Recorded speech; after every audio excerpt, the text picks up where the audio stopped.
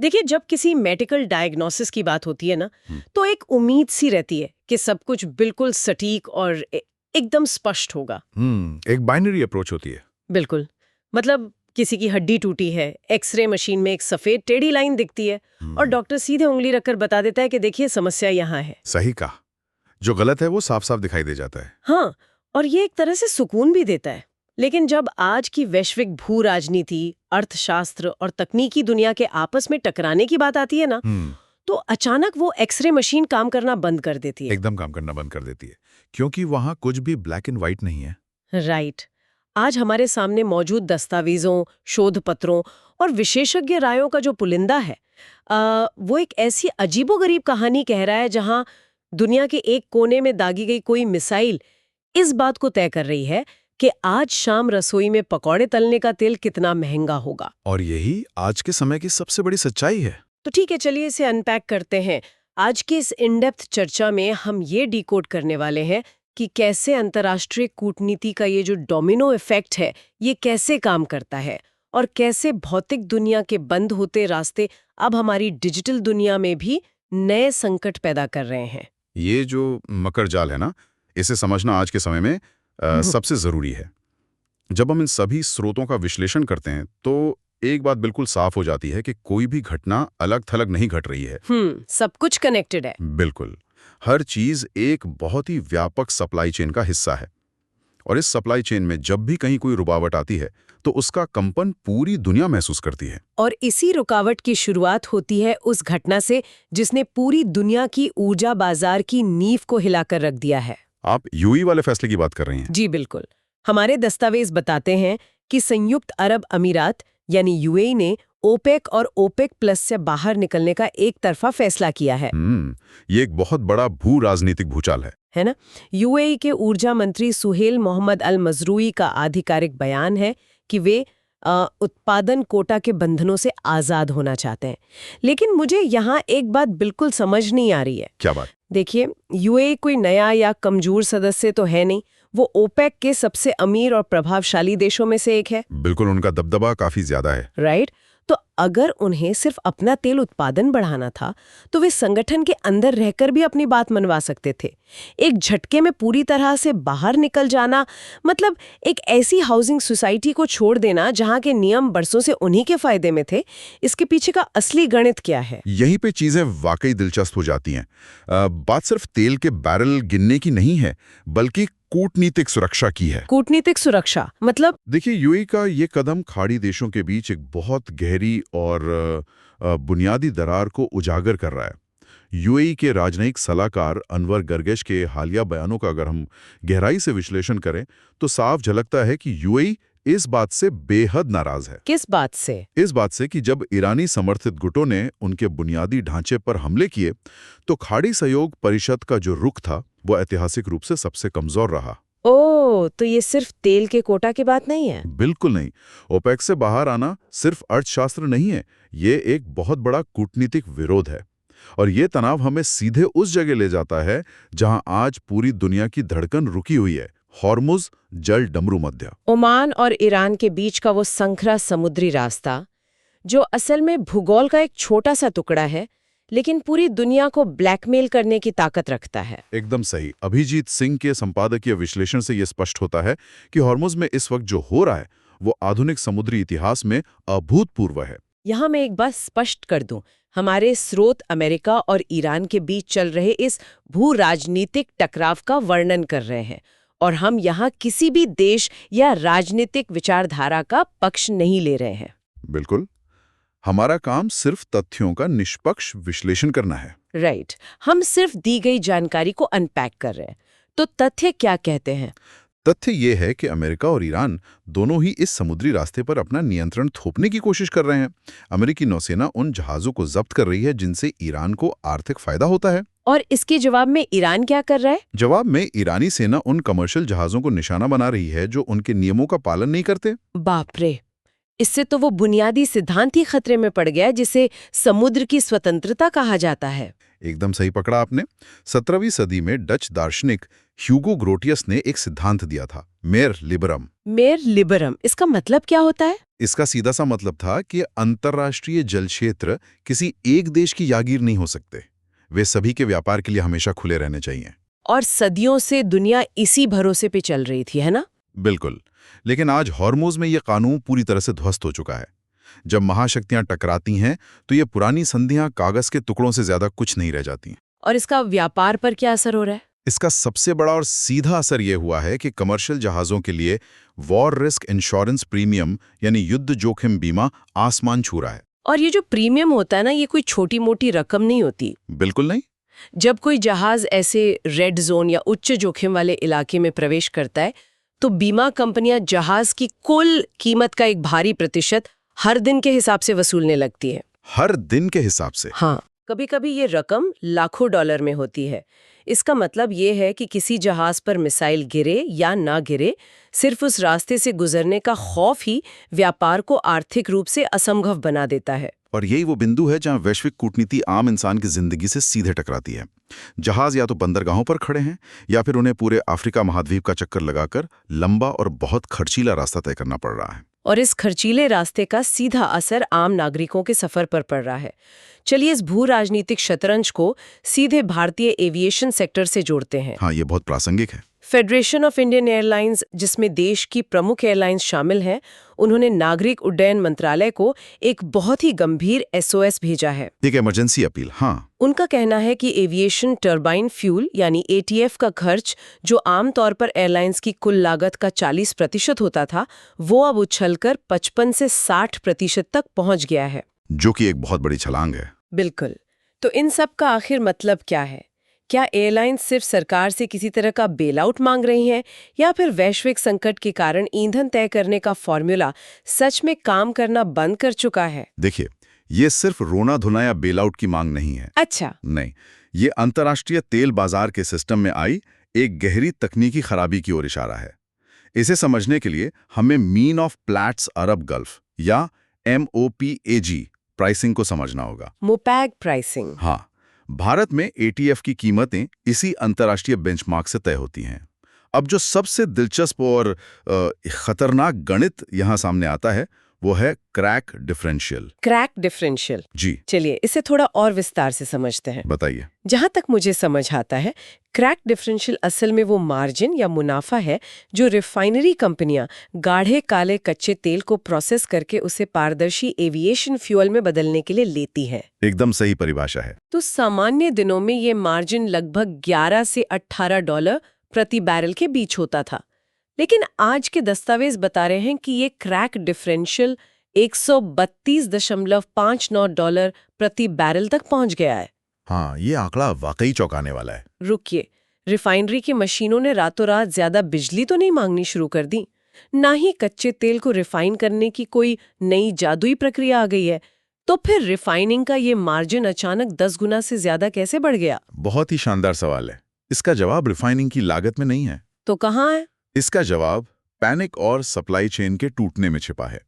Crack differential सिर्फ लागत नहीं है, ये रिफाइंड उत्पाद की बाजार में मांग और उसकी उपलब्धता पर भी निर्भर करता है। मतलब डिमांड और सप्लाई का खेल है। बिल्कुल। हॉर्मुज संकट के कारण खाड़ी क्षेत्र की कई रिफाइनरियां खतरे में हैं या उन तक कच्चा तेल पहुंच ही नहीं पा रहा है। इसका मतलब है कि बाजार में कच्चे तेल की उतनी कमी नहीं है जितनी कमी रिफाइंड होकर तैयार हो चुके एविएशन फ्यूल की है। ओह, तो चूंकि तैयार माल कम है, इसलिए जो भी एयरलाइंस अपना स्टॉक जमा करना चाहती हैं, वे इस तैयार माल के लिए कोई भी कीमत चुकाने को तैयार है। यही तो पैनिक बाइंग है। इसी वजह से ये मार्जिन 18 डॉलर से सीधा 132 डॉलर पर पहुंच गया।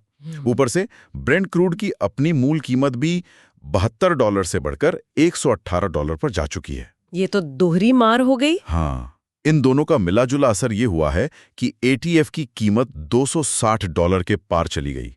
इसे आप एक तदर्थ या एडहॉक प्राइसिंग मैकेनिज्म का पूरी तरह से असंतुलित हो जाना कह सकते हैं। और एक और बात, पश्चिमी एशिया और पाकिस्तान के हवाई क्षेत्र में चल रहे तनाव से बचने के लिए विमानों को अब लंबा रास्ता लेना पड़ रहा है। रिरूटिंग करनी पड़ रही है, जिसका सीधा मतलब है कि हर उड़ान में ईंधन की खपत भी बहुत ज्यादा बढ़ गई है। ईंधन महंगा भी हो गया है और उसे इस्तेमाल भी ज्यादा करना पड़ रहा है। यही वजह है कि एयरलाइंस पैनिक मोड में है। आसमान में उड़ते जहाजों का तेल महंगा हुआ वो तो समझ आता है, लेकिन अब जो दस्तावेज सामने है वो कह रहे हैं कि इस भू राजनैतिक उथल-पुथल का असर रसोई में रखे कुकिंग ऑयल पर भी पड़ने वाला है। ये जुड़ाव सच में हैरान करने वाला है। यहाँ मुद्दा वाकई में दिलचस्प हो जाता है।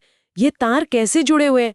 मतलब हॉर्मोज के संकट का हमारी कढ़ाई से क्या लेना देना? देखिए, अगर हम इसे एक बड़ी पिक्चर से जोड़कर देखें तो ये अर्थशास्त्र के सब्स्टिट्यूशन इफेक्ट यानी प्रतिस्थापन प्रभाव का सबसे क्लासिक उदाहरण है। Substitution effect. जी, हमारे स्रोत बताते हैं कि इंडोनेशिया अपना नया B50 बायोफ्यूल लॉन्च कर रहा है।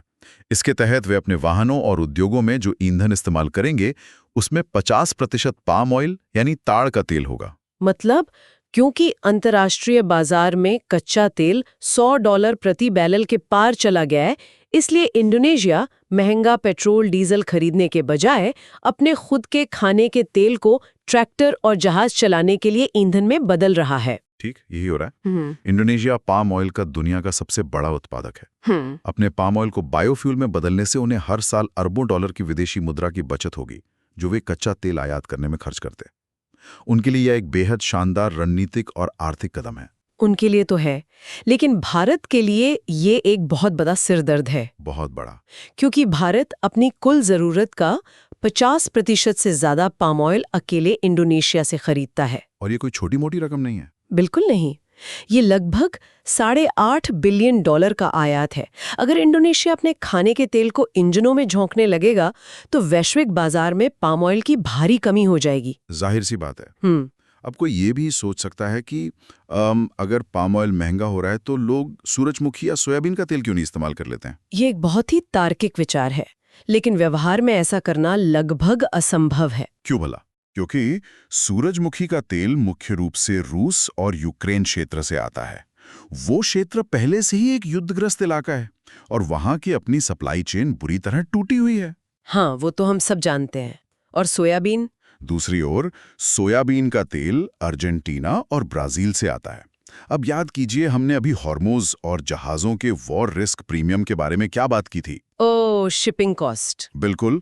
लैटिन अमेरिका से भारत तक सोयाबीन का तेल लाने का लॉजिस्टिक और शिपिंग खर्च इतना ज्यादा है कि वो भी कोई सस्ता विकल्प नहीं रह जाता। और भारत में पाम ऑयल का इस्तेमाल सिर्फ कढ़ाई में पकौड़े तलने के लिए तो होता नहीं है। नहीं, वो तो हर चीज में है। ये बिस्किट, स्नैक्स, बेकरी उत्पाद, यहाँ तक कि साबुन और कॉस्मेटिक्स जैसी अनगिनत चीजों में इस्तेमाल होता है। और अर्थशास्त्र का सीधा सा नियम है, जब सप्लाई कम होती है और मांग वही रहती है तो महंगाई का आना तय है। यह अविश्वसनीय है कि कैसे ओमान की खाड़ी में पैदा हुआ तनाव इंडोनेशिया की ऊर्जा नीतियों को बदलता है और आखिरकार हर आम घर का मासिक बजट बिगाड़ देता है। यही तो डोमिनोज इफेक्ट है जिसकी हमने शुरुआत में बात की थी। खैर, ये तो भौतिक दुनिया की सप्लाई चेन की बात थी, लेकिन अब हमारे दस्तावेजों का एक बिल्कुल नया हिस्सा सामने आता है जो दिखाता है कि जहां भौतिक समुद्री रास्ते ब्लॉक हो रहे हैं, वहीं हमारी डिजिटल दुनिया में भी नए रेगुलेटरी चोक पॉइंट्स बनाए जा रहे हैं। और ये डिजिटल क्षेत्र की जो कहानी है ना, ये आज के समय में सबसे तेजी से बदलती हुई कहानी है। डिजिटल क्षेत्र में आज जो कुछ भी घटित हो रहा है वो असल में रेगुलेटर्स और टेक कंपनियों के बीच चूहे बिल्ली के एक बहुत ही तेज खेल जैसा है। बिल्ली और चूहे का खेल। हाँ, जैसे जैसे भौतिक सीमाएं मुश्किल हो रही हैं, देश अपनी डिजिटल सीमाओं को लेकर और भी ज्यादा सतर्क और सख्त हो गए हैं। इसी सिलसिले में इलेक्ट्रॉनिक्स और आईटी मंत्रालय यानी मेटी की एक ताजा और बड़ी चिंता सामने आई है। ये गेमिंग एप्स वाली रिपोर्ट? हाँ, भारत में रियल मनी गेमिंग एप्स, जिनमें असल पैसे से सट्टेबाजी शामिल थी, उन पर कानूनन पूरी तरह से प्रतिबंध लगा दिया गया था। बिल्कुल, उन्हें बैन कर दिया गया था। लेकिन अब यही प्रतिबंधित एप्स ई स्पोर्ट्स का चोला ओढ़कर वापस आने की कोशिश कर रहे हैं। नए पैकेट में वही पुराना माल। एग्जैक्टली। ये कुछ वैसा ही है जैसे किसी अवैध पब को पुलिस ने सील कर दिया हो और अब वो जगह खुद को एक क्लासिकल डांस एकेडमी बताकर नया लाइसेंस लेने की कोशिश कर रही हो। ये एक बहुत ही सटीक उपमा है। कानूनी भाषा में इसे ग्रे एरिया का फायदा उठाना कहते हैं। ग्रे एरिया कैसे? देखिए, ऑनलाइन गेमिंग एक्ट 2025 ने असली पैसे लगाकर खेले जाने वाले उन गेम्स पर पूरी तरह से रोक लगा दी है जिनमें भाग्य या सट्टे का तत्व हावी होता है। ठीक है। लेकिन इसी कानून में ई स्पोर्ट्स को एक वैध और कानूनी श्रेणी के रूप में काम करने की अनुमति दी गई है, बशर्ते वो नेशनल स्पोर्ट्स गवर्नेंस एक्ट के तहत मान्यता प्राप्त हों। तो समस्या कहाँ आ रही है? समस्या ये है कि इन दोनों कानूनों के बीच की विभाजक रेखा बहुत ही धुंधली है। तो फिर सरकार ये तय कैसे करेगी कि कौन सा गेम वाकई में ई स्पोर्ट है और कौन सा गेम सिर्फ सट्टेबाजी का नया रूप है? मेरा मतलब है, कोई भी कंपनी अदालत में जाकर ये दावा कर सकती है कि उनके गेम में तो बहुत दिमाग और कौशल लगता है। और यहीं पर असली तकनीकी और कानूनी चुनौती शुरू होती है।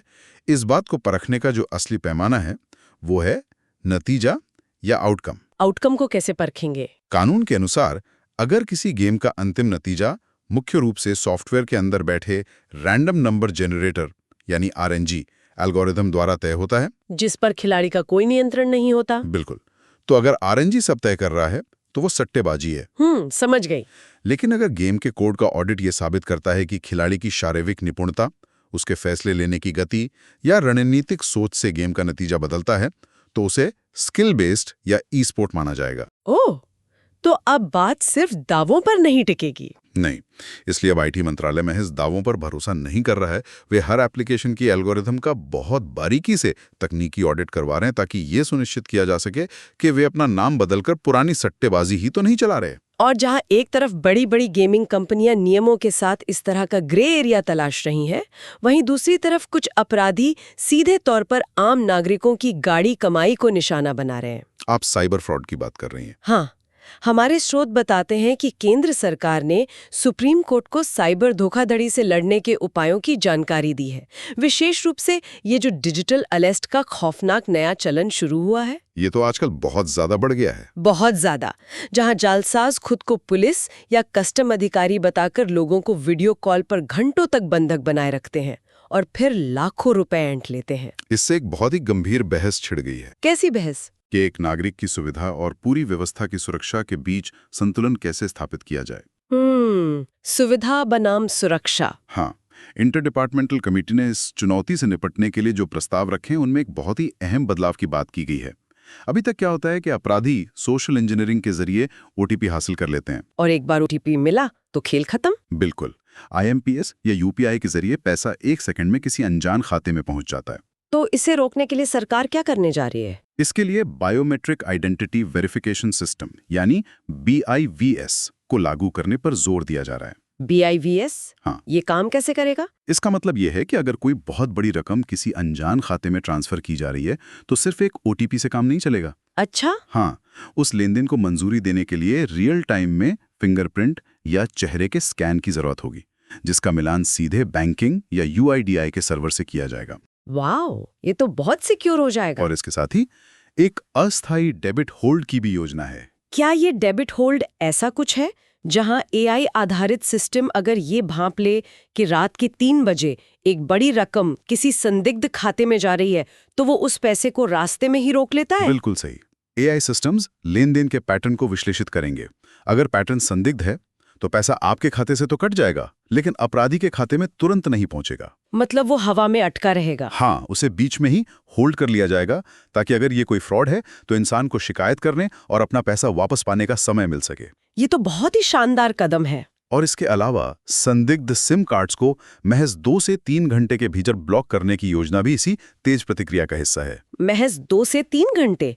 ये वाकई बहुत तेज है। हाँ, सिस्टम को चुस्त बनाना होगा। क्योंकि अगर किसी संदिग्ध नंबर को ब्लॉक करने में लाल फीताशाही के कारण हफ्तों लग जाए, तब तक वो अपराधी हजारों लोगों को लाखों का चूना लगा चुका होगा। बिल्कुल, समय ही सबसे कीमती है मामलों में। तो आज की इस विस्तृत चर्चा को अगर समेटा जाए तो एक बात जो उभर कर सामने आती है वो ये है कि आधुनिक दुनिया किस तरह से अदृश्य धागों से बंधी हुई है। बहुत ही मजबूती से बंधी हुई है। हमने देखा कि हॉर्मुज़ जलडमरू मध्य का भू राजनीतिक चोक पॉइंट कैसे टूटता है और उसका सीधा असर कैसे ATF की आसमान छूती कीमतों पर पड़ता है, और फिर वो कैसे किचन तक पहुंचता है। राइट। कैसे वही ऊर्जा संकट इंडोनेशिया को अपनी नीतियां बदलने पर मजबूर करता है, जिससे रसोई में इस्तेमाल होने वाला पाम ऑयल महंगा हो जाता है, और कैसे इन भौतिक सीमाओं के बाहर हमारी डिजिटल दुनिया में भी रेगुलेटरी नियंत्रण और साइबर सुरक्षा की एक बिल्कुल नई जंग लड़ी जा रही है। अगर इस पूरी चर्चा से एक सबसे बड़ा निष्कर्ष निकाला जाए तो वो ये है कि सूचनाओं के इस भारी शोरगुल और भ्रम वाले दौर में क्रिटिकल थिंकिंग या आलोचनात्मक सोच ही किसी भी इंसान का सबसे बड़ा हथियार है। बिल्कुल सही कहा आपने। ज्ञान तभी मूल्यवान है जब उसे एक व्यापक संदर्भ में समझा जाए। जब कोई आम नागरिक अगले महीने बाजार से कुकिंग ऑयल खरीदे या हवाई टिकट बुक करे, तो उसे ये समझ आना चाहिए कि उस कीमत के पीछे कौन सी वैश्विक ताकतें और कौन से गणित काम कर रहे हैं। ये एक बहुत ही सशक्त विचार है और आज की चर्चा को खत्म करने से पहले एक और विचार छोड़ना जरूरी लगता है जिस पर सोचने की जरूरत है। वो क्या है? आज हमने देखा कि कैसे देशों के आपसी तनाव के कारण भौतिक समुद्री रास्ते जैसे कि हॉर्मुज ब्लॉक हो जाते हैं और कैसे हमारी डिजिटल दुनिया में भी सरकारें नए नए नियम लागू कर रही हैं। लेकिन जरा सोचिए, क्या होगा अगर यही भू राजनीतिक तनाव भविष्य में पूरे इंटरनेट को ही टुकड़ों में बांट दे, जिसे स्प्लिंटरनेट कहा जाता है। बिल्कुल, जिसे आज कुछ विशेषज्ञ स्प्लिंटरनेट कहने लगे हैं। क्या होगा अगर देश एक दूसरे पर डिजिटल एम्बागो लगाने लगे और सूचनाओं का मुक्त प्रवाह पूरी तरह से रुक जाए? ये एक बहुत ही डरावनी संभावना है ना? क्या हमें भविष्य में इंटरनेट को खुला और आजाद रखने के लिए भी उसी तरह के किसी नए मेयर लिबरम यानी समुद्र की आजादी जैसे किसी वैश्विक कानून की जरूरत पड़ेगी? क्या हमारी वो एक्स-रे मशीन जिसे हम आज इंटरनेट कहते हैं हमेशा के लिए धुंधली हो जाएगी? ये तो समय ही बताएगा, लेकिन ये सवाल सोचने पर मजबूर जरूर करता है। इस विचार के साथ ही आज के इस डीप डाइव को यहीं विराम देते हैं। इस विस्तृत विश्लेषण में साथ जुड़ने के लिए बहुत बहुत धन्यवाद। फिर मिलेंगे एक नए और जटिल विषय की परतों को खोलने के लिए।